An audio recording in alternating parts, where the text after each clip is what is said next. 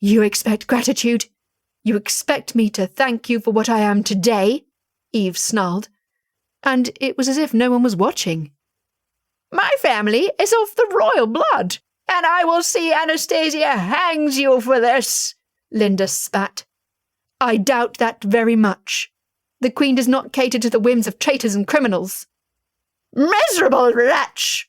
Linda screamed, grabbing Eve by the collar and shaking her violently. Get your stinking criminal hands off me! Eve slapped her aunt sharply around the face. Guards began approaching, but Hen, Winter, and Pal blocked their way. I know who you really are, Eve. You are nothing without us. Nothing at all. Do you think you can shut me down? Better women than you have tried. Perhaps they failed because they were better than me, Eve said, her voice calm again. I'm a bitch. I was made that way. And I can break you, Eve. Linda was shaking with fury. Goddess alone knows why Anastasia chose you over Delaney to be ambassador to Middlemas. You are finished, Eve. Your life is forfeit.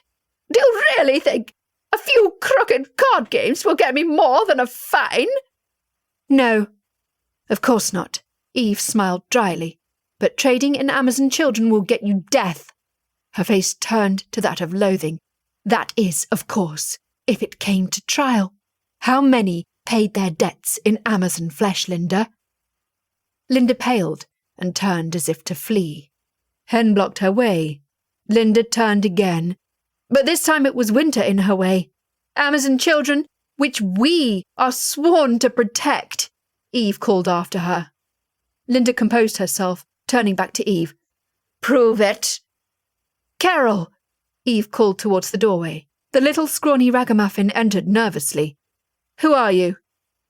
Lady Carol of Hanover, daughter of Ginter of Middlemas, she said nervously. And where have you been these last 5 years? I was the property of Lady Marisol and Lady Linda. Linda chuckled. She lies.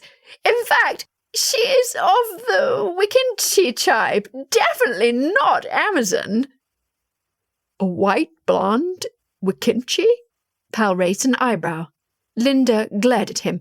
How dare you talk to me, boy? Piss off, Pal scoffed. Linda looked to Eve. Are you going to let a man speak to me like that? Why not? Eve shrugged. A slaver of Amazons is not an Amazon. Linda looked at Carol.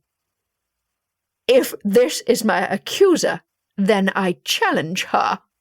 You would fight a child? Eve looked at her in disgust. She is old enough to question my honor. Fine, Eve shrugged. Of course, you need to consult her legal guardian.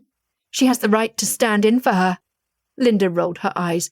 Only if she has one. Ahem.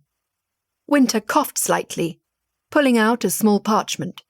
At noon this day, and before 2 legally authorized witnesses, being myself and signed in my real name, of Lady Cara Detroitia and Lady Hensley Detroitia, whose cross was witnessed by several patrons of the Golden Perch, Evangelica de Pengarthen swore the oath of guardianship in the Queen's name to Lady Carol de Hanover, daughter of Lady Ginter de Hanover, having been abandoned by her birth mother.